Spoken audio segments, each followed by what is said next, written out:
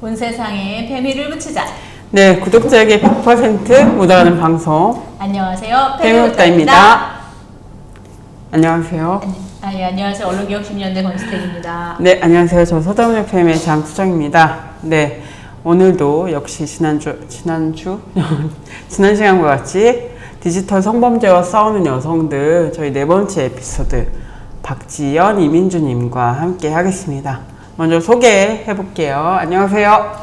안녕하세요. 반갑습니다. 네, 바쁘시겠지만 한 번 더 짧게. 네, 안녕하세요. 박지연입니다. 지금 이화여대 석사과정 2개 있고 추적단 불꽃 불로서 활동했었고 민주당의 비대위원장으로 활동했었습니다. 네, 안녕하세요. 저는 이민주라고 하고요. 페미니즘 사상검증이라고 불리는 페미사냥 현상을 연구하고 그걸 페미사냥이라는 책으로 썼습니다.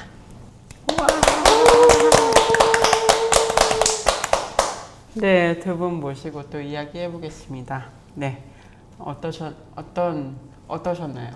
지난주? 일단 박지연님께서 엠모방 추적했던 이야기를 또 해주셔가지고 그 당시에 또 이해가 더 넓어졌다고 생각이 되고, 이민주님께서 얘기해주신 거 오늘 더 얘기해주실 거라고 생각이 되는데, 소비자 운동과 어떻게 연결되어 있는지 부분이 좀 더 궁금해져서 그 부분은 오늘 더 얘기해 주시면 더 이렇게 저희 구독자님 더 이해하기에 더 좋지 않을까 이런 생각을 했던 방송이었습니다. 네, 또 오늘은 또 그런 소비자 정체성이나 아니면 네. 또 해야 될 뭔가 싸움의 방법들 이런 걸 좀 연구해 보는. 어떻게 뗄 수 있을까 되게 고민이 되긴 하더라고요. 네, 맞아요. 또 그런 얘기 또 해보도록 하겠습니다. 그러면 또 저희가 지난주에는 좀 어떻게 보면 좀 회고하는 시간처럼 이렇게 꾸몄는데, 우리가 디지털 공간 안에서 싸우는 여성들 이야기를 나누고 있는데, 디지털 공간에서 성범죄와 싸운다는 것, 그리고 폭력과 싸운다는 게 좀 어떤 것일지, 좀 두 분의 어떤 포지션에서 저희가 뭐 언론인 분들도 모셨고 정치 영역으로도 얘기를 좀 해봤고 기술도 해봤는데, 물론 정치 영역도 있고 그러시지만 좀 어떻게 생각을 하시나요? 2019년 당시에 이제 추적 활동을 했었던 때를 조금 떠올리게 되는 것 같아요. 이제 디지털 성범죄와 싸운다라는 것을 어떻게 정의할 수 있을까라고 생각을 해보면, 그 당시에 있는 그 수많은 텔레그램 방들과 뭐 트위터에서 이제 보이는 가해자들의 수를 어림잡아도 5만 10만 명인데, 그 중에서 한 명이랑 대화해서 겨우 이제 그의 인적사항을 알아내가지고 경찰한테 넘겨서 이제 경찰분들한테 한 3, 4개월 지나서 연락이 와요. 켈리 잡았어요. 왓츠맨 잡았어요. 좋아서 방방 뛰어요. 그래도 나름 네임드들, 그쵸. 그리고 이 성착 침울들을 이제 유포하는데 굉장히 큰 역할을 했던 놈들이 잡힌 거기 때문에 굉장히 기쁜데, 그 기쁜 거는 잠시예요. 한 30분 기쁘고 다시 텔레그램방 들어가서 보면은 또 이 수천만 명, 정말 이 수만 명의 이 가해자들이 바퀴벌레처럼 두들두들 거리는 거 보면은 또 한탄스럽고, 이제 이것들은 어떻게 해야 되나 싶고, 이 한 명 잡는다고 끝나는 싸움이 아니니까. 그러니까 또 피해자의 그런 영상이 한번 올라가는 순간 사실상 이 온라인 상에서 이 디지털 공간 안에서 완전히 삭제되는 건 거의 불가능에 가깝다는 걸 이제 알게 되니까, 그러니까 그 부분에 있어서는 굉장히 아득한 싸움이지만, 근데 그럼에도 불구하고 절대 포기할 수 없는 싸움. 그러니까 이거를 아까 이제 우리가 어떻게 싸워야 할까라는 그런 고민들을 이제 서두에 나누기도 했었는데, 여기에 어떤 식으로 뭐 불을 놔버릴까, 싹 다 어떻게 하면 태워버릴 수 있을까, 물로 확 쓸어버려야 하나, 그러니까 그런 생각들 진짜 이제 하다 그런 생각도 드는 거예요. 그냥 디지털 기기 뭐 발전, 개발 다 집어치우고 다 무인도로 다 보내버려야 된다, 이런 극단적인 생각까지 막 드는 거죠. 그러니까 여러 고민들 속에서 어떻게 싸우는 것이 상식적이고 합리적인가라는 그런 생각이 계속 들죠, 아무래도.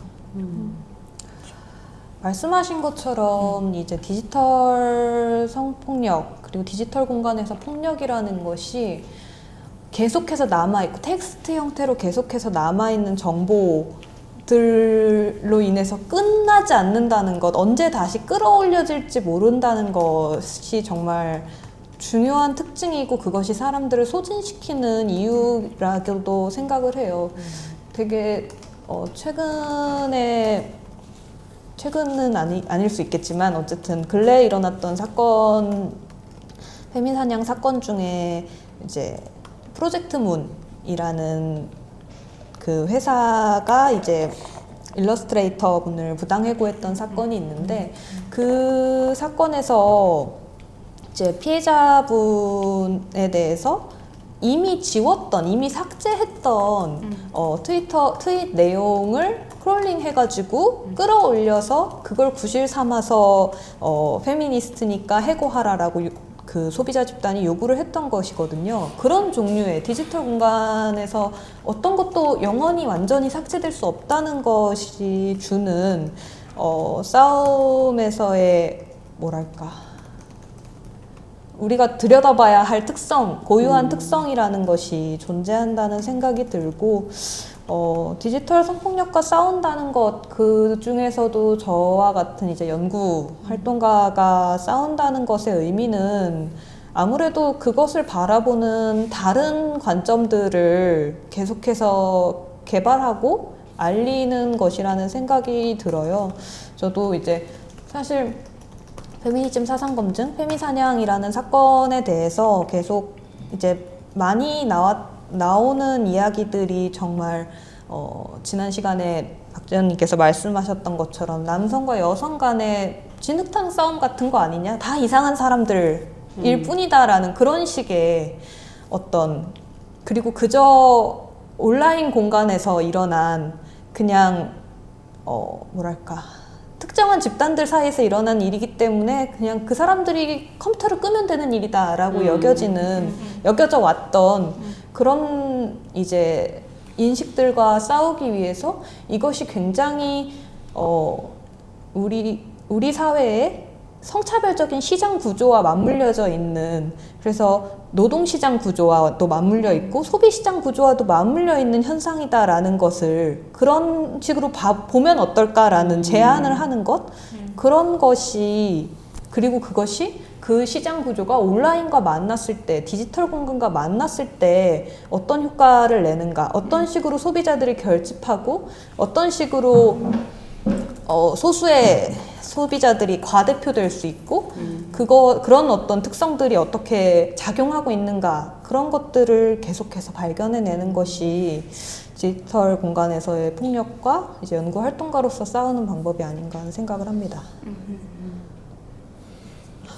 그러면 지연님은 혹시 못하는 얘기가 있다면 싸우는 방법에 대해서 조금 또 정치인으로서 또 근데 그동안 이 N번방 사건이 발생했을 때부터 정치인들이 했던 망언들 같은 게 있잖아요.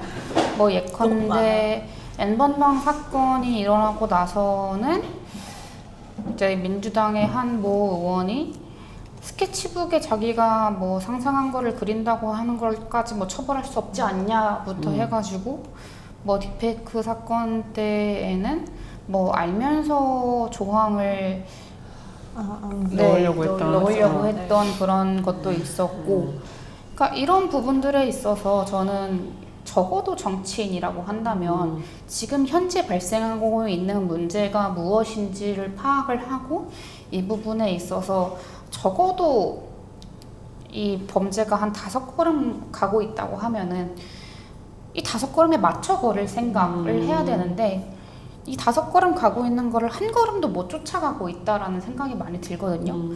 그러니까 그 정치 영역에서 이런 일들을 할 수 있는 사람들을 더 많이 국민들께서 지지해 주시고 응원해 주시는 것들도 너무 필요하다라는 이야기를 좀 드리고 싶어요. 네. 네, 맞습니다. 너무 우리 페미니스트들의 목소리를 대변해줄 정치인들이 없다는 것이 지금 또 문제인 것이죠. 네, 그래서 맞아요. 21대 국회에서 많이 페미니스트 정치인 한 명만 대발하고 그 300명 중에서 한 명 얘기하는 게 맞아. 어렵다. 어렵다라는 게 사실 말도 안 되는 건 그쵸, 그렇잖아요. 이번에 김민석 총리 후보자 이사청문회에서 아무도 그에게 질문하지 않았다. 그죠. 자료금지법. 자료금지법을 하지 않았고. 그렇습니다. 네. 이제 500명 선거 500명 만들어서 나가는 거를 지금 밀고 있는데 지방선거에서 지방선거 100명이요? 근데 너무 많다고 지금 그랬어. 만들 수 있으면 네. 우리가 지금부터 제가요? 네. 저만 화이팅하면 안 되거든요. 같이 화이팅. 다 같이 화이팅 해야지. 네. 한번 네. 해보시죠. 해봅시다. 네, 이거예요. 네. 그 좀 이어가겠습니다. 네, 2010년대 중반 이후로 사실 우리 사회가 했던 디지털 경험들 지금 지난 시간부터 계속 얘기를 해왔습니다. 그래서 근데 이걸 좀 그래도 좀 집단적으로 정리를 한다고 할까요? 이런 경험들을 뭐 연구든 어떤 형태가 있는지 혹은 의미화했던 사례가 있는지 좀 궁금하고 없다면 우리가 좀 이런 작업들을 좀 앞으로 어떻게 해 나가면 좋을지 고민하시는 것들이 좀 있을지 궁금합니다. 네. 뭐 사실 워낙 많은 일들이 있었기 때문에 아까 뭐 우리가 처음부터 얘기했었던 엠번방 사건도 그렇지만 그 전부터 이 불법 촬영 범죄라고 하는 것들은 사실상 1990년대, 80년대부터 있어 왔잖아요. 뭐 소위 뭐 A양 비디오 사건이라고 이제 불리는 것부터 해가지고 이 연예인들을 불법 촬영하는 것들 그리고 이런 공중 화장실, 뭐 백화점부터 해서 뭐 온라인과 오프라인을 정말 뛰어넘는 그리고 이 영상물, 사진물 그때는 사실상 비디오 하나를 폐기하면 이제 끝나는 문제라고 했을 수도 있겠지만 이제는 이런 영상이나 사진이 클라우드로 올라가고 또 그것이 그냥 한국 내에서만의 문제가 아니라 정말 국경을 초월하는 문제로서 중국에서 워터마크 박아서 새로운 해시값으로 또 공유되고 이제 그것이 또 AI 영상으로 또 변환돼가지고 누군가의 얼굴에 뭐 나체를 합성한다던가 하는 형식으로 발전되고 그러니까 여러 가지 문제들이 정말 뭐 말할 것도 없이 많지만 이 모든 그런 사안들 우리가 지금 현재 앉아있는 사람들이 공통적으로 문제의식을 느끼는 거는 결국에는 여성혐오 범죄라는 거. 이 여성을 자신과 같은 동등한 인격으로 인지하고 있지 않기 때문에 발생하는 문제들이라는 것인데 이 문제를 어떻게 좀 정리해 나가면 좋을까라는 관점에서는 결국에는 저는 이게 전염병이라고 생각을 해요. 다 연결되어 있는 전염병들이다. 이 전염병들의 그 숙주들을 그러면 어떻게 제거할 것이냐. 이 온오프라인을 정말 뛰어넘고 계속해서 발전해 나가고 서로의 그런 돈줄로 이제 돈과 연결되어 있는 이 범죄 혹은 범죄로조차 인정되지 않고 있는 그런 수많은 폭력들을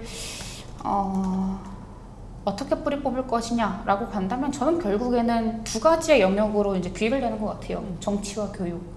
이것들을 해결할 수 있는 거는 정치와 교육인데 이 정치와 교육의 측면에서 그러면 이 문제를 정확히 인지하고 해결할 수 있는 사람들이 더 많은 권력을 가지는 것.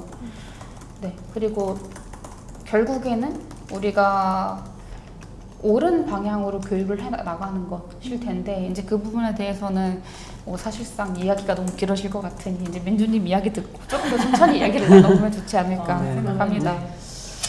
그쵸. 그 정치 개혁을 어떻게 해야 될지 이야기해 주실 차례인 것 같다는 느낌이 있어서 맞아요. 생각해 주시면 좋을 것 같아요. 네. 말씀하신 것처럼 이제 결국은 여성을 대상화하는, 여성을 혐오하는 폭력이라는 축으로 2010년대 중반 이후에 우리 사회가 함께했던 디지털에서 경험을 이야기할 수 있다고 생각을 해요. 사실 여성 혐오라는 말 자체가 떠오른 것이 일베가 2012년에 가시화되면서 특히나 이제 이야기가 되기 시작했단 말이죠. 그리고 이제 강남역 여성 살해 사건을 계기로 여성 혐오라는 것이 정말로 온라인상에서의 뜨거운 논쟁 주제가 되고 이야기되고 그것이 페미니즘 페미니스트 운동 안에서의 이제 운동 안에서 논의되고 이랬던 경험들 같은 것들이 근데 그것을 얼마나 기록하고 우리가 재방문하고 있는가라고 생각하면은 저는 많이 부족하다고 생각을 하기는 합니다. 왜냐면 물론 이제 올해가 이제 소위 페미니즘 리부트 10주년이 되는 해다 보니까 이제 여성학회에서도 그렇고 이제 여러 연구자 집단이나 또는 이제 책으로도 그렇고 이제 페미니즘 리부트 10년에 대해서 돌아보는 연구들 또는 저작들이 나오고 있기도 한데요. 뭐 제가 참여했던 디지털 시대의 페미니즘이라는 책도 있고, 네 그렇기도 하지만 그럼에도 불구하고 그것이 얼마나 지금 디지털 공간에서 활동하고 있는 또는 이제 페미니스트를 자임하는 여성들에게 얼마나 알려지고 있고 전해지고 있는가를 생각하면은 고민이 생길 수밖에 없는 것 같거든요. 그랬을 때 이를테면 저를 가장 절망시키면서 동시에 페미니스트로서 일어나게 했던 경험 중에 하나는 소라넷에 대한 고발과 소라넷 폐쇄 사건이었는데 지금 온라인의 많은 페미니스트들이 얼마나 그 사건을 기억하고 있는가라고 질문을 좀 던져보고 싶고 당장 6년 전인 엠번방 사건이 얼마나 기억되고 있고 그런 걸 생각했을 때 사실 디지털에서의 경험이라는 특성도 저는 분명히 존재한다고 생각해요. 왜냐하면 디지털 공간이라는 것은 굉장히 정보가 파편적으로 흘러다니는 공간이란 말이죠. 그래서 캡처된 일부가 돌아다니고 그리고 서로가 서로의 필터 버블끼리 이제 서로 섞이지 못하는 채로 자신들만 알고 있는 어떤 지식들을 전수하면서 모여있지만 실제로는 모여있지 않은 그런 공간이라는 그 디지털 공간이라는 특성이 있잖아요. 그것이 굉장히 이 경험을 집단화하고 의미화하는 것을 너무나 어렵게 만들고 있을 때 그렇다면 이 경험들을 어떻게 정리해 나가면 좋을까? 저는 어쨌든 아카이브 작업은 필요하다고 생각해요. 아카이브 작업이 너무나 지난하기 때문에 그리고 이 디지털 공간 아카이브 작업이라는 게 너무 어려워요. 저도 사실 연구 진행하면서 분명히 나는 그걸 봤어. 나는 그 트윗을 봤는데 그 트윗이 삭제될 거 없어. 약간 이런 경험을 너무나 많이 했거든요. 그런 종류의 그런 아카이브의 어려움 같은 것들 때문에 손을 못 대고 있는 이 많은 역사화 작업들을 저는 뛰어들어야 된다고 생각합니다. 정말 많은 페미니스트들이 이 10년을 역사화하지 않고 흘려보낼 수는 없다고 생각해요. 그래서 정말 정리를 해나가야 된다. 근데 어렵고 지난한 일이죠. 그리고 가끔은 보람이 없을 수도 있고요. 그러네요. 보람이란 무엇인가? 네. 다 해놓고 보면 진짜 보람 있을 텐데. 나와야 실물로 보면 눈에 보여야 보람이 결과물이 있어야 되는데 또 그렇죠. 그러니까 사실 아까 지적해 주신 대로 페미니즘 리부트 10주년이고 또 같이 고민할 거리들이 있을 텐데 지금 좀 그런 뭐 물론 학계에서는 이렇게 계속 논의를 하고 계시지만 진짜 지적하신 대로 좀 많이 일반화라고 해요? 일반화, 대중화 뭐 혹은 그런 것들이 좀 잘 이루어지지 못하고 있다 이런 고민도 또 하게 되고 그렇네요. 네, 어떻게 하면 좋을까요? 어떻게 하면 좋을지 두 분이 아까 전에 그 박지현님께서 어쨌든 해결해야 할 사람들이 더 많은 권력을 가져야 된다라고 얘기하는데 그렇게 되고 있지 못하는 상황인 거잖아요. 그래서 제가 아까 장난으로 정치개혁을 얘기해야 되는 거 아니냐 사실 이런 얘기를 좀 하게 되는데 좀 고민돼요. 정치개혁은 그러면은 내부에서 더불어민주당이나 이런 정치권은 정말 정치개혁에 대한 그런 의지가 있는 거냐. 사실은 그것도 보이지 않아요. 아니 페미니스트 정치와 어떻게 할 것인가. 그러니까 페미니스트들 어쨌든 정치 국회로 가거나 이렇게 하려면 정치인이 필요한 상황일 수밖에 없는 거잖아. 어쨌든 공천권만 바라보고 있는 지금 상황에서 당연히 공천권만 바라보고 있는 상황이라고 한다면 당연히 뭔가 우리가 페미보다 이 이름을 가지고 있지만 페미 묻어있는 사람들은 다 제외되는 그런 현상 네. 속에서 맞아. 어쨌든 우울함이 계속되고 있는 거니까. 근데 정말 중요한 네. 말씀 해주신 게 그러니까 결국에는 이 정치권에서 권력을 잡아야 뭐든 할 수 있는 거잖아요. 그쵸. 그러니까 법안을 제정하고 하는 것도 이 300명 안에 들어야 하는 거고 그 300명 안에 들려면은 지금의 정치 구조상으로는 공천을 받아야 하는 건데 근데 21대 국회에서 페미니스트라고 할 만한 정치인들 단 한 명도 공천이 안 맞아요. 됐단 말이에요. 그렇죠. 근데 그런다라고 했을 때 그것이 옳지 않다라는 것을 너무나도 잘 알고 있지만 그렇다라고 한다면 글쎄요 정말 현실적인 문제 앞에서 잠깐 우리가 페미니스트인 걸 숨기고 일단은 들어가는 게 먼저인가? 그러니까 페미니즘, 페미니스트라는 단어가 너무너무 우리나라에서 특히나 오염되어 버린 이 상황 속에서 나 페미니스트 맞아 라고 이제 친구들끼리도 이야기를 하고 뭐 저는 기억이 안 나는데 제가 한 2달 전쯤에 오랜만에 국토대장정 했던 친구들이랑 만나서 술을 진탕 먹었어요. 근데 술을 진탕 먹고 제가 그 다음날 아침에 일어나서 핸드폰에 있는 영상을 보는데 남자인 친구들 4명, 여자인 친구들 2명이 있었거든요. 근데 제가 페미니스트 만세 3창 외쳐 해가지고 페미니스트 하세요 이렇게 한 영상이 있는 거예요. 그래서 이제 다음날 그 이제 몇 명 오빠들이 너 스트레스를 많이 받았구나. 다 경상도 남자들이거든요. 그 아무래도 주국토대장정에서 만난 사람들이다 보니까. 근데 뭐 이런 성차별적 얘기나 이런 얘기들 다 편하게 해요. 우리가 현실에서 만나면은 뭐 이런 이야기들 다 이제 서로 공감할 수 있고 조금만 설명해주면 그런 것들에 대해서 그들도 이해를 하고 하는데 이것이 온라인상에서 그리고 언론상에서 그 외부적으로 비춰지기에는 굉장히 어우를 수 없는 2030 여성 남성의 갈등으로 비춰지잖아요. 그리고 언론에서는 이 2030 남성들의 뭐 역차별이나 이런 것들을 이제 또 정부에서는 정치권에서는 신경 쓴다면서 네, 뭐 대통령도 그렇고 여가부 장관 후보자도 그렇고 이 역차별에 대해서 이야기를 하고 있고 근데 이 부분에 있어서 그렇다라고 한다면 페미니즘에 얽혀있는 잘못된 오해들을 풀어나가는 것 사실 전 대통령 이젠 전 대통령만 하더라도 페미니스트 대통령이다라고 이제 문재인 대통령도 말씀을 하셨었잖아요. 근데 이 페미니스트라는 단어가 오염된 상황에 대해서 우리는 이 단어를 끝까지 가지고 갈 것인가? 아니면 이것에 대해서 이제 그러니까 어떻게 오해를 풀어나갈 것인가? 아니면 새롭게 나갈 것인가에 대한 저는 전략적인 판단도 있어야 된다라고 사실은 생각을 해요. 네.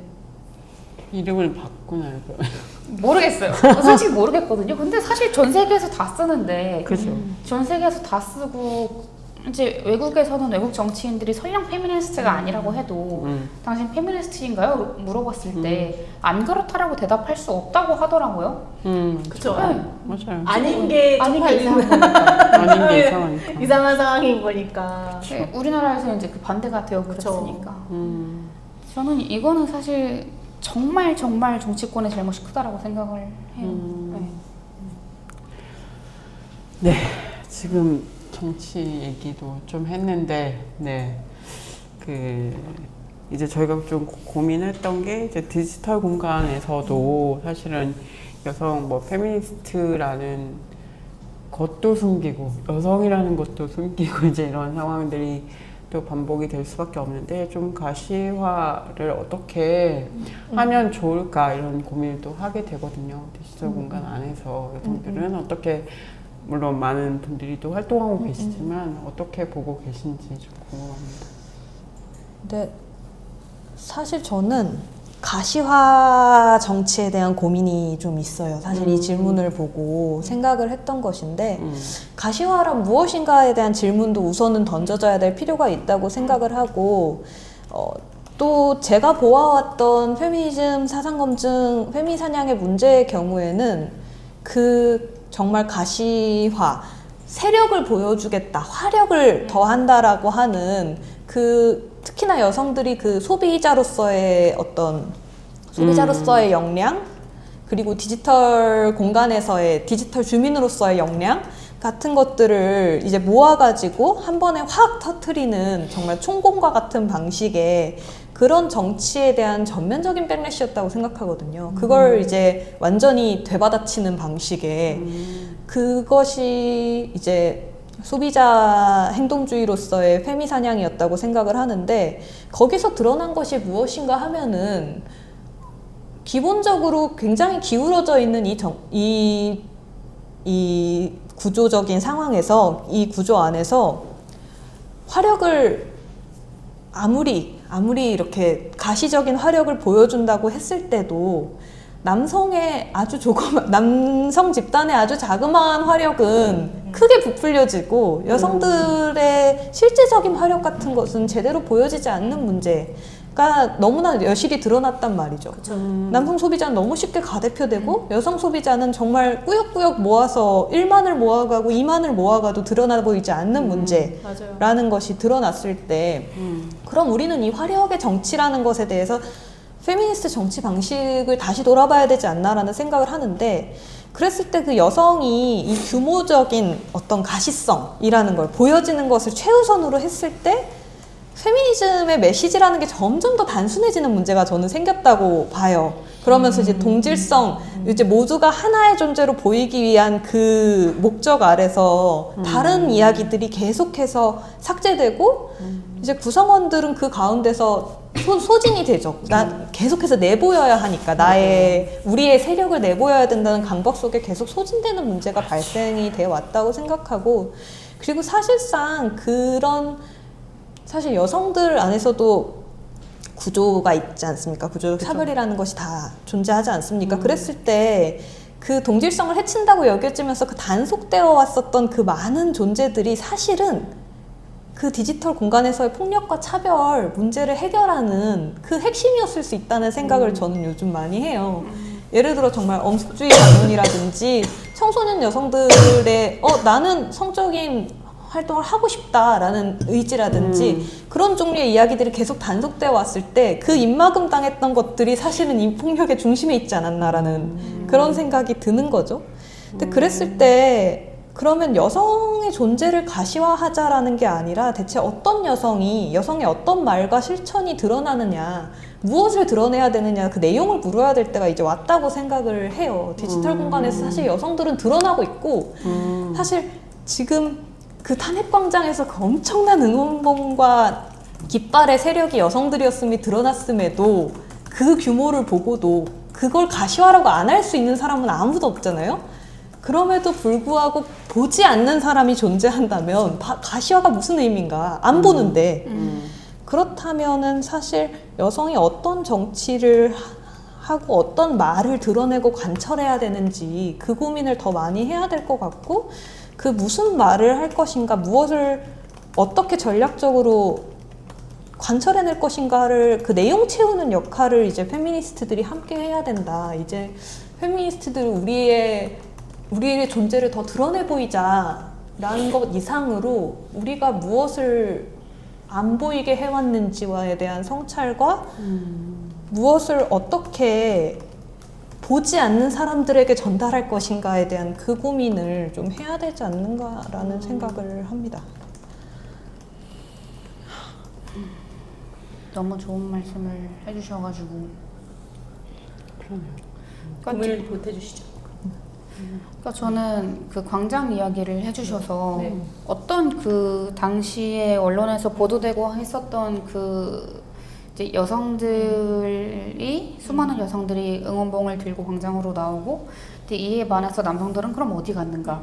라면서 이제 이 나오지 않는 남성들에 굉장히 또 초점을 맞추고, 또 근데 그 과정에서 나왔던 이야기들, 우리 다 알고 있는 남성들 기죽으니까 너무 이제 여성을 띄워주면 안 된다.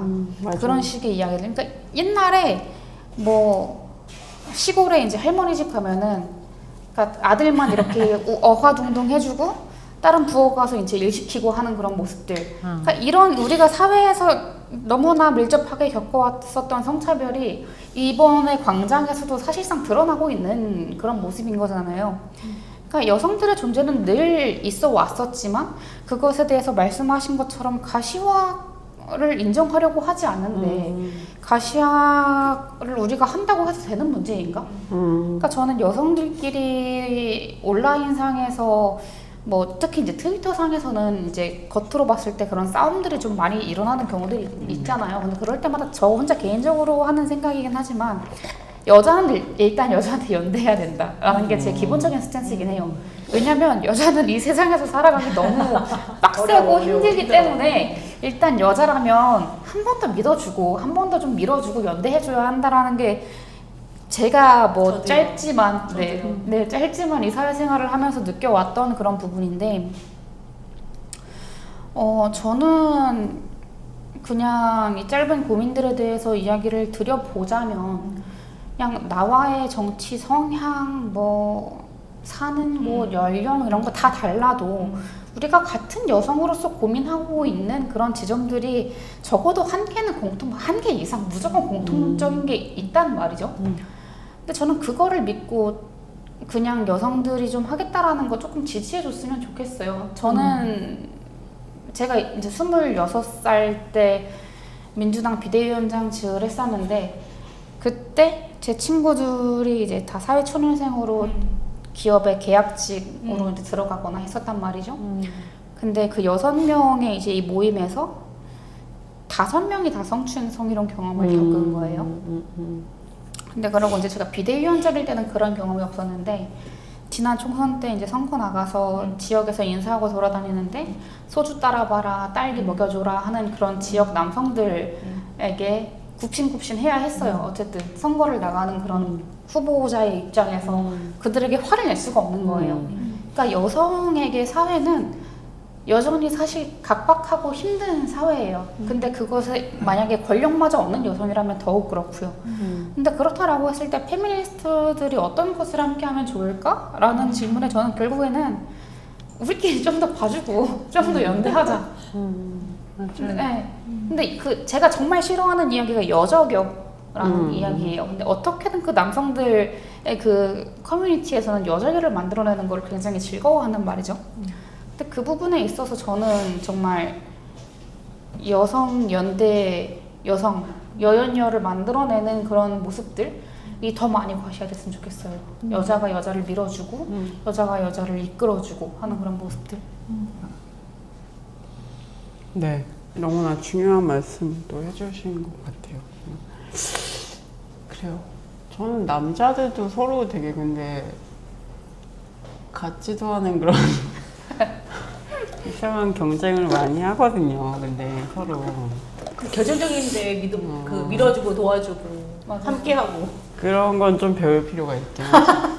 전 그러니까 약간 무차별 뭐라고 했죠? 무지성적으로 그냥 믿어주는 그런 거 좀 있을 필요는 있겠다 그런 생각도 하기도 합니다. 네. 네, 그럼 이제 딥페이크 성범죄 이야기로 이제 마무리를 이제 해보도록 하겠습니다. 네, 이제 무엇을 해야 될까라는 고민을 좀 해보자 이런 그 의도로 좀 질문을 드린 거고요. 그 디지털 성범죄를 줄이고 피해자를 더 많이 지원하는데 이제 법제도적으로 좀 더 보완돼야 할 부분이 있다면 어떤 것들이라고 좀 생각하시는지 각자 좀 얘기를 해주시죠. 민주님부터. 사실 저는 이제 이 현장에서 주로 활동을 하는 사람은 아니어서 이제 많은 분들이 말씀하신 부분일 것이라고 생각하기는 하지만 일단은 정말 여전히 디지털 성폭력에서의 판단 기준이 굉장히 좁고 또 디지털 공간 고유의 특성을 지금 담아내지 못하고 있는 상황이잖아요. 물론 사실 디지털 공간이 아닌 공간의 특성을 제도가 담아내고 있다는 말씀은 아니고요. 그럼에도 불구하고 어쨌든 디지털 공간의 고유한 특성들이 지금 고려되고 있지 못한 부분들이 있는데 특히나 또 디지털 성폭력의 피해가 지금 기준이 그 음란성이라는 기준으로 이제 판단이 되고 있는데 그 음란함이라는 것이 규제하는 그 성적인 측면으로만 그 폭력의 피해가 나타나고 있지 않다라는 것을 이제 얘기하려면 사실은 디지털 공간이라는 곳이 어떤 곳인가 했을 때 그 여성의 인격과 사회적 삶과 이런 성원권 같은 것들이 존재하는 실제적으로 우리가 정말 살아가는 사회다라는 인식이 있어야만 가능한 일이라고 생각을 하거든요. 왜냐하면 디지털 성폭력이라는 게 그 인격과 사회적 삶과 그 성원권, 그 사회에서의 그 성원권을 통제하고 또 침해하는 폭력이기 때문에, 그리고 거기에 더해서 그걸 디지털 성폭력을 매개로 해서 다른 행동을 유도하는 방식으로 또 다른 괴롭힘을 계속해서 이어가는 방식이잖아요. 그 연결성 같은 것들이 고려되려면 이곳이 정말 삶의 현장이라는 것, 그냥 컴퓨터를 끄면 되는 일이야, 네가 그 피해를 생각하지 않으면 될 일이야 라는 식의 문제로 해결될 게 아니라는 그런 제도적 접근이 필요하다고 생각을 하고, 그리고 무엇보다 진짜 그 온라인 계정하고 이미지, 신체 이미지든 어떤 이미지와 또 아바타 같은 것들이 일종의 확장된 신체로 이미 기능을 하고 있단 말이죠. 그랬을 때 정말 뭐 게임 공간이 됐든 뭐 정말 저는 하도 그 메타버스 얘기를 하길래 거기서의 성폭력 이야기도 많이 이제 이야기가 될까 했는데 전혀 안 하는 것 같더라고요. 메타버스가 됐든 이제 좀 시대가 지낸 말 같기도 하지만 그런 식의 이미 확장된 신체로 기능하고 있는 그 삶의 공간들을 어떻게 접근하고 어떻게 제재할 것인가에 대한 고민이 필요할 것 같아요. 왜냐하면 지금 현재 법이 너무나 그 현실의 신체를 직접 침해하는 방식의 너무 좁은 의미의 폭력에만 맞춰져 있잖아요. 그런 부분들에 대한 좀 대안이 필요하다라는 생각이 들어요.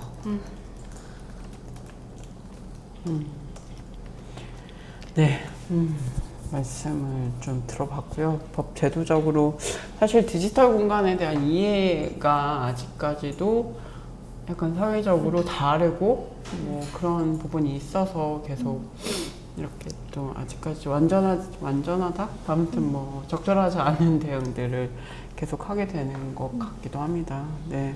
그래서 사실 뭐 제도적인 거 얘기 드렸다면 사회문화적인 차원에서 좀 어떻게 바뀌어야 할까 이런 좀 질문을 또 만들어 봤는데 어떠신가요?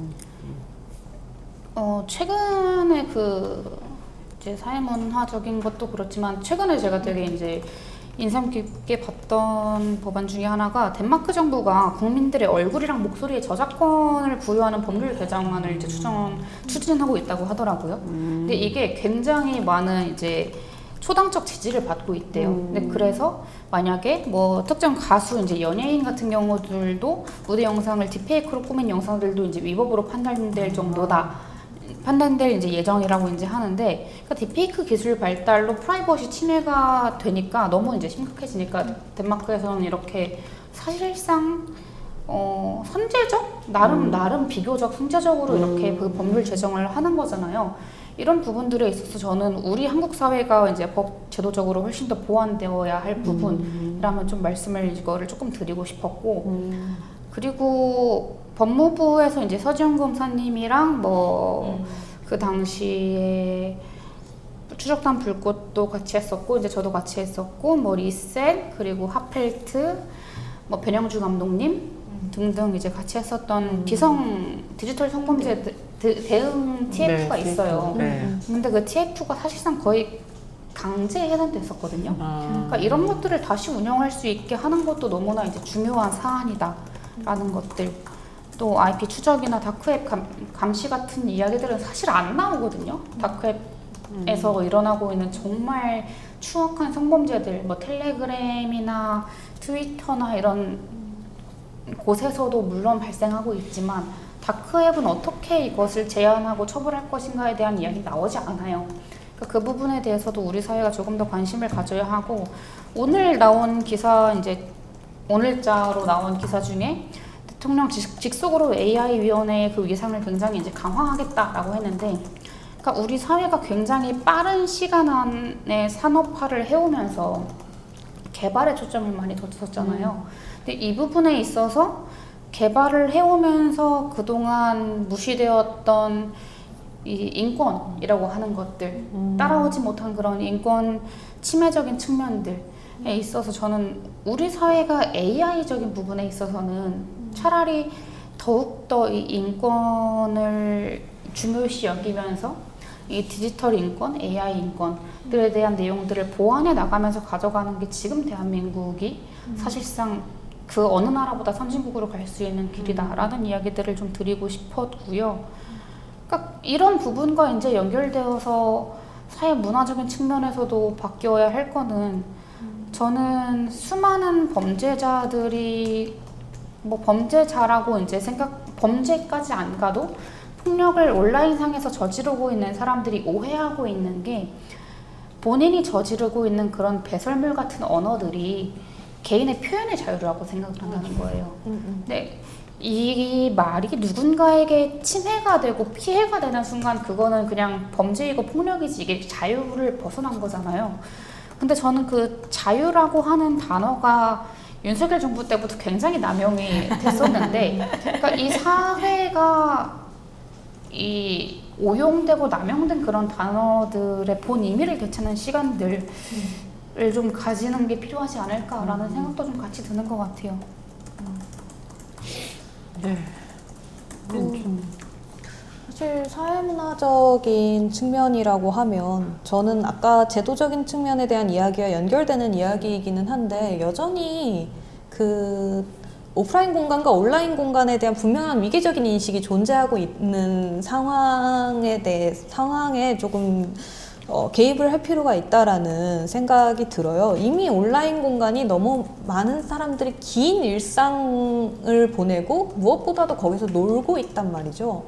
근데 굉장히 이 사회적인 담론, 무언가의 문제를 해결하려고 할 때 사회적인 담론은 굉장히 어떤 경제적인 부분이라든지 그런 정말 먹고 사는 문제라든지 이런 사회적 지위의 문제 같은 것들 뭐 이런 기존의 가치 체계에 기준해가지고 그것들을 판단하거나 바라보고 뭔가 해결책을 내놓으려고 하는 그런 상황이 있다라고 생각을 하고 그랬을 때 이미 지금 이 사실 디지털 성폭력이라는 것은 놀이문화랑 너무나 밀접하게 연관을 갖게 되었는데 사람들이 이 디지털 공간이라는 곳에서 어떻게 시간을 보내면서 놀고 있는가라는 것에 사람들이 좀 더 관심을 가지고 주의를 기울이지 않으면 이것은 해결되지 않을 문제다라는 생각이 저는 정말로 들어요. 왜냐하면 그 놀이문화의 문제이기 때문에 이것은 세대를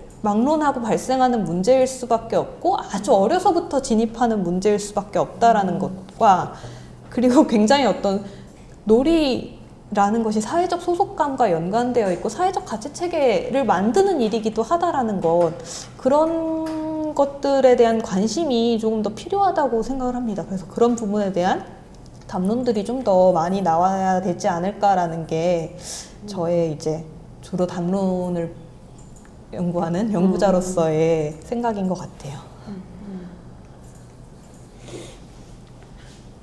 네.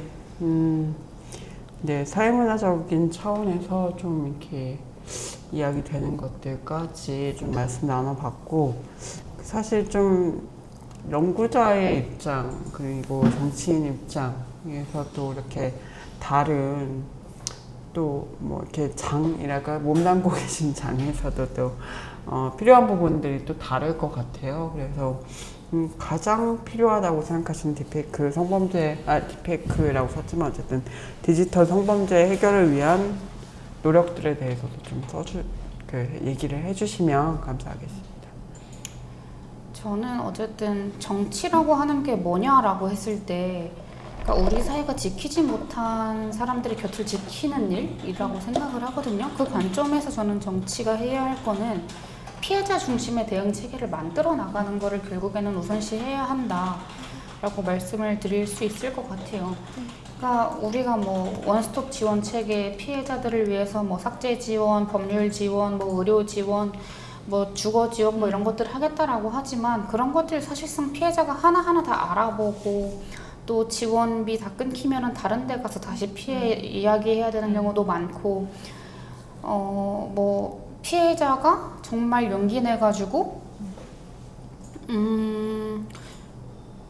센터에 전화해서 이제 이야기를 하려고 했을 때 연락 안 되는 경우도 많고 맞아요. 너무 피해 전화가 많이 오니까 그러니까 그런 경우도 사실 너무 많거든요. 그리고 1366에 전화했을 때 이 전화 받는 분도 이제 사실 새벽에 이제 24시간 여기는 가동되니까 힘들어서 뭐 힘드실 수도 있죠. 활동가분이 힘드실 수도 있고 뭐 여러 가지 이제 사정상 피해자분이 느끼기에 친절하지 않다고 느껴져서 내 이야기를 잘 들을 수 없다라고 느껴져서 뭐 여러 가지 이유로 피해자가 보호받지 못하는 그렇게 신고부터 이 대응까지 정말 면밀하게 이루어지지 못하는 경우들이 너무너무 많기 때문에 이 부분들에 있어서 저는 정부와 정말 우리가 관심을 가지고 피해자가 일상을 저는 완전한 회복을 감히 할 수 있을까? 그러니까 저도 사실상 딥페이크 피해도 당해봤고 디지털 성폭력 피해도 당해봤고 뭐 스토킹 피해도 당해봤고 하는 그런 과정들 그리고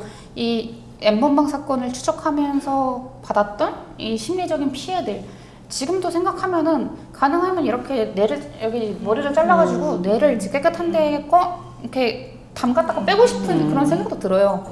근데 이게 일상 회복, 그러니까 내가 이전으로 돌아가는 게 가능할까라고 하면 그렇지 않죠. 이미 이런 벌상이 있는데. 근데 그 부분에 있어서 그래도 우리가 적어도 정부라고 하는 곳, 이 국가라고 하는 곳은 사람을 지키기 위해서 만들어진 것이기 때문에 그러한 서비스 제공들을 당연하게끔 해야 한다. 그런 것들을 하기 위해서 아무래도 정치권에서는 더더욱이 관심 가지고 노력해야 할 거는 피해자 중심의 대응 체계다라고 말씀드릴 수 있을 것 같아요. 저는 연구자의 입장이자 또 페미니스트 활동가의 입장일 수 있을 것 같은데요. 우선은 사실 페미니스트 연구자들과 페미니스트 활동가들 너무 열심히 하고 있거든. 너무 노력을 많이 하고 있고 필요한 노력을 많이 하고 있는데 그것을 가닿지 않게 하는 이 구조를 어떻게 깰 것인가를 고민할 수밖에 없는 상황이기는 한 것 같아요. 그럼에도 불구하고 이제 어떤 면에서 이 성폭력 문제, 특히나 이 낮은 연령층에서 일어나는 디지털 공간에서 일어나는 이 성폭력 문제를 얘기할 때에 너무나 편한 결론, 기존의 답들을 자꾸만 재생산해내는 어떤 사람들의 문제에 대해서는 조금 얘기를 하고 싶은 게 특히나 이제 언제까지 20대 남성의 사회적 박탈감 이야기를 할 건가? 언제까지 그 경제적 박탈감과 몇포 세대 이야기와 젠더 관점 없는 담론을 생산해내고만 있을 것인가에 대한 저는 정말 날카로운 질문이 필요하다고 생각하고 이들이 정말 재미로 그런 거라면 이것이 놀이문화화 됐다면 그리고 그들이 그것에 열중하고 있다면 대체 어떻게 할 건데 그 질문을 계속해서 두드리고 던지는 사람들이 너무너무 필요하다라고 생각을 합니다. 어떻게 이런 일이 일어날 수 있어 하고 계속해서 화들짝 놀라면서 얘네가 박탈감 때문인가 봐 라고 계속해서 편리한 답을 내리는 게 아니라 불편한 진실을 자꾸만 마주해야 되는 책임이 있는 사람들이죠. 맞아요. 연구자들은. 맞아요. 연구자들과 뭔가 사회적인 담론을 생산해내는 사람들은 그 책임이 있어요. 이미 완전히 그 어떤 파탄 상태에 이른 그 도덕적 파탄 상태에 이른 이 놀이문화라는 것을 직시하고 들여다봐야 될 필요성이 있는데 그 노력을 해야 된다. 그게 우리의 책임이다라는 생각이 들고 그리고 페미니스트 활동가들, 연구자들이 계속해서 대항 담론으로서 여성들의 이야기를 해야죠. 할 수밖에 없죠. 계속 피해자의 이야기를 듣고 귀담아 듣고 그것을 어떻게 해석해내야 되는지 그 틀을 만들고 그 틀을 계속해서 수정해 나가고 그리고 더 풍부하게 만들고 이런 과정들은 당연히 계속해서 필요할 것 같아요. 사실 그래서 딥페이크 성폭력 범죄, 뭐 디지털 성폭력 범죄 어떻게 해결할 거야라는 이야기에는 정말 디지털 공간이라는 어떤 좁은 축에서의 어떤 접근과 이제 뛰어듦이라는 것이 필요할 것이고, 동시에 정말 그 성폭력이라는 너무나 오래된 문제에 대한 우리가 이미 알고 있고 계속해서 해왔던 일을 계속하는 마음이라는 게 필요하지 않은가 생각이 듭니다. 네, 계속 사실은 어렵다는 말씀을 드리고 어렵다.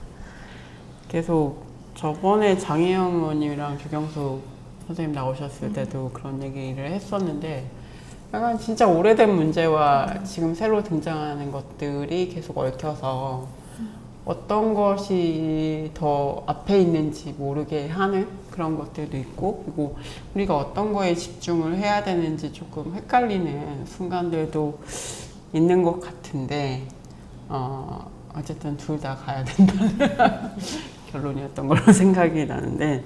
맞아요. 그렇죠. 그렇습니다. 네. 그래, 그만큼 페미니스트들의 할 일이 더 늘어나는 것 같아서 좀 그렇긴 한데. 간호동이야.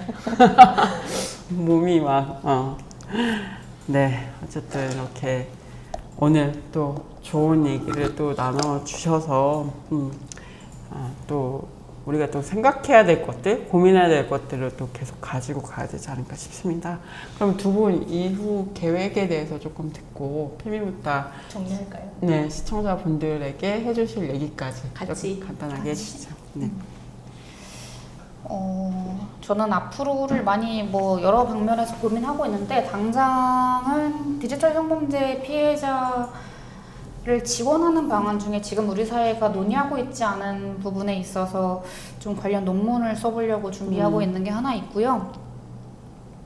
이거는 네, 논문이 나오면 네, 조금 더 말씀을 드릴 수 있지 않을까 싶습니다. 그리고 이제 또 함께 페미묻다 시청자분들께 드리고 싶은 이야기는, 주변에 있는 많은 분들께도 페미를 많이 묻혀주시고, 우리 사회가 조금 더 성평등함에 이제 한 걸음 다가갈 수 있게끔 같이 네, 우리가 노력하자라는 말씀 드리고 싶습니다. 네, 감사했습니다.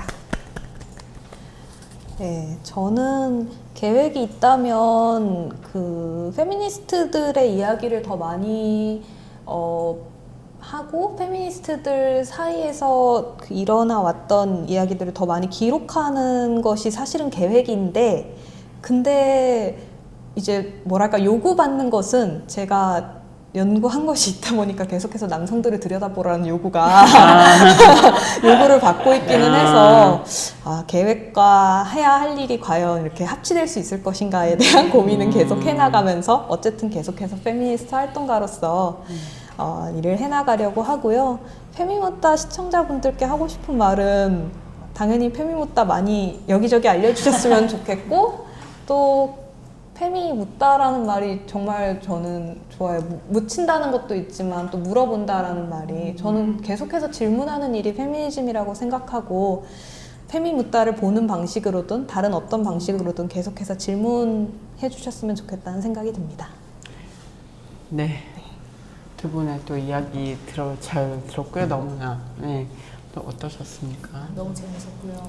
네, 그러니까 저는 이번 기획을 하면서 계속 연결되어 있다는 얘기를 되게 많이 생각하게 되는데, 네, 지난 촬영에서 어쨌든 이민주님께서 얘기해 주셨던 그 해고당하고 있는 여성들에 대한 이야기, 근데 그 얘기를 해주셨던 거잖아요. 노동 조건이나 아니면 노동법이나 이런 것들 제대로 되어 있었으면 과연 해고를 쉽게 당할 수 있었을까에 대한 이야기를 해주셨는데, 그러니까 우리가 이제 페미니즘을 얘기하고 있지만 사실 노동 조건이나 노동에 대한 문제, 그리고 이제 소비자 운동에 대한 이야기, 사실은 남성이 하는 그런 가시화된 이야기들은 되게 사회에서 되게 많이 이야기가 되지만, 우리 지난번에도 한번 얘기했었는데 퐁퐁남 사건 있었던 거잖아요. 네이버 여성들이 불매운동을 했을 때는 그만큼의 당장의 그런 효과나 이런 것들이 또 이렇게 한국 사회에서 받아들여지지 않는 그런 부분들 그런 것까지 연결돼서 뭔가 소비자 운동과 노동 운동 그리고 아까 지난번에도 얘기했지만 정치 개혁에 대한 이야기까지 굉장히 같이 해야 할 일들이 너무 많다라는 생각이 되게 많이 들었고 아 지연님께서 빨리 국회로 가셔야 되는데 우리 천추의 한 장애인과 만들 수 있을까? 제발 좀 국회로 가셔야 된다 이분들은 이런 생각이 더 강하게 보내주십시오. 들었던 보내주세요. 네, 그러니까. 그런 회였던 것 같습니다. 네, 정말 계속 뭔가 질문들의 어떤 답을 들으면서 어쨌든 노동 이야기도 그렇고 사실 우리 사회가 기본적으로 가지고 있는 어떤 모순들이 이 페미니즘이나 이런 것에 대한 혐오와 붙어서 뭔가 폭발하는 듯한 그런 느낌 그리고 뭐 성범죄도 그렇고 그런 것들이 너무 많이 느껴져서 이거를 어떻게 근본적인 것들의 해결이 먼저 돼야 우리 여성들의 삶도 나아질 수도 있겠구나 이런 생각도 하게 되고 또 한편으로는 또 페미니스트들의 어떤 새로운 생각들이 계속 밀고 가야 되겠다 이런 생각도 또 하는 그런 시간이었습니다. 네. 정말 저는 필름했다가 할 일이 많다. 해야 되겠구나 이런 생각하면서 또 이렇게 특집을 또 진행을 또 하게 되었네요. 네. 오늘 두 분 나와주셔서 너무 감사했고 불러주셔서 감사합니다. 그러셔서 감사합니다. 예, 너무 좋은 얘기 많이 들려주셨습니다. 네. 또 많이 배운 시간이었습니다. 네. 그러면 저희는 좀 마무리하고 또 다음 시간에 뵈야죠. 네. 온 세상에 페미를 붙이자. 네, 구독자와 게스트에게 100% 묻어가는 방송. 지금까지 페미오다였습니다. 네, 감사합니다.